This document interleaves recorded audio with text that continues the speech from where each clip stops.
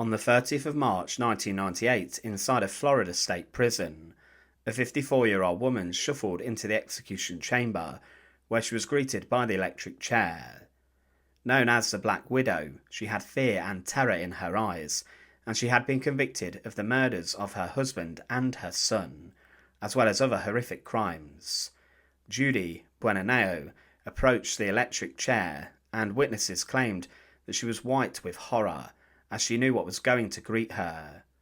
She became the first woman to be executed in Florida since 1848. But what did she do that led to her own execution, and what were the nature of her crimes? Judy Buenoano was born in April 1943 in Texas, and her mother died when she was 4 years old. Her father remarried, and Judy went to live with him. She was allegedly abused by her father and stepmother, who forced her to work as a slave and starved her. She later spent 2 months in prison for attacking her family members with hot grease. She went to reform school and then became a nursing assistant, and she gave birth to a son named Michael. It was not a great early life for Judy, and this probably impacted her later on. She first married a man named James Goodyear, a sergeant in the United States Air Force, and in September 1971 he died, and his death was initially believed to be from natural causes.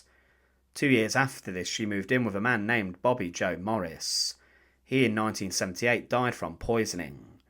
But then around the year 1980, Judy's son Michael became severely ill, and he experienced terrible symptoms such as paraplegia. Rather than care for him, Judy took him out in a canoe, and then when the canoe rolled, Michael, with no life jacket, was weighed down and he drowned. She then, using the life insurance payout, opened a beauty salon where she worked. In 1983, Judy entered a relationship with a businessman, but he was very badly injured when his car exploded. When he was recovering, police found a number of links about the history of Judy, and this invoked suspicion. The police investigated and they found that certain pills that she was giving him were actually laced with arsenic and were intended to kill him. With this, exhumations of her son, her first husband, and Bobby Morris were done to see if they could determine whether they had a female serial killer on their hands. One man who witnessed the exhumation of her first husband claimed, "I was present when James Goodyear's body was exhumed. When it was cracked open, the crypt emitted a visible cloud and the strangest odour I have ever smelled in my life. I did not expect Goodyear to be recognisable after 15 years in a wet casket, but his body was well intact from the arsenic." Arsenic was found in the bodies of her first husband and Bobby Morris, showing they had been killed and murdered, with Judy then receiving substantial life insurance payouts after their deaths. She was then in 1983 arrested. A year later, Judy Buenoano was convicted for the murder of her son and the attempted murder of others. She was also then convicted of the murder of her first husband. She was linked to other crimes of arson and was sentenced to death. Judy remained on death row inside a Florida Department of Corrections Broward Correctional Institution. During this time, condemned women were allowed appeals, but these were all rejected for Judy. She spent her time confined to her small cell and was served 3 meals a day. She was allowed visitors at the weekend and also received mail from people all around the world who had heard about her crimes. She also was allowed snacks and a black and white television, but Judy was not allowed to fraternise with the other women on death row. She would have worn orange t-shirts and blue-coloured trousers, and she was escorted everywhere in handcuffs, but was permitted exercise time in the yard and to shower. For the rest of her time, she was confined to her cell, and she spent most of her time crocheting blankets and baby clothes, and also writing letters. Judy also taught Bible study to the other inmates, and a former death row inmate claimed that she was like a mother to me. Her execution was scheduled for the 30th of March 1998. For her last meal, Judy requested steamed broccoli, strawberries and tomatoes, as well as asparagus. She also had hot tea and lemon. She spent her final hours with her adult children, who visited her as well as did her religious advisors. A cousin who saw her claimed that she had no fear at all. She's mostly afraid of leaving her children and how upset they will be. She also claimed days before that, "I would like to clear the record for my grandson.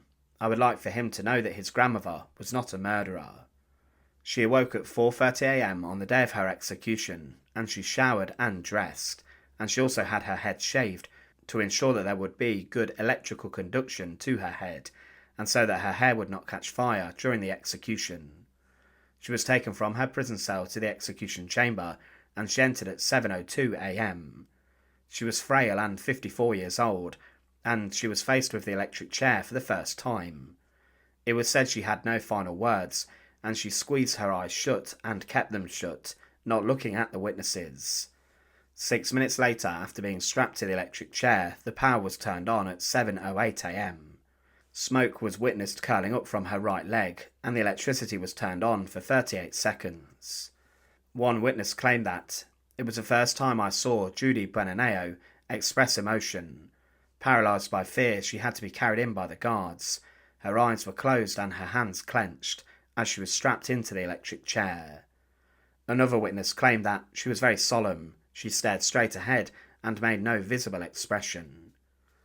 After her death, she was removed from the electric chair and then placed inside of a coffin. The witnesses did not see this, as the curtains in the viewing gallery were then closed, but her remains were then cremated. Judy Buenoano was the first woman in America to be executed on the electric chair since 1976, and was Florida's first executed woman since 1848. But she is remembered in history for her crimes, and the fact she murdered her husband, her partner, and her son in order to claim the life insurance money. She for this became known as the Black Widow. Thanks for watching. To support our channel, please make sure to subscribe, and once again, thank you so much for watching.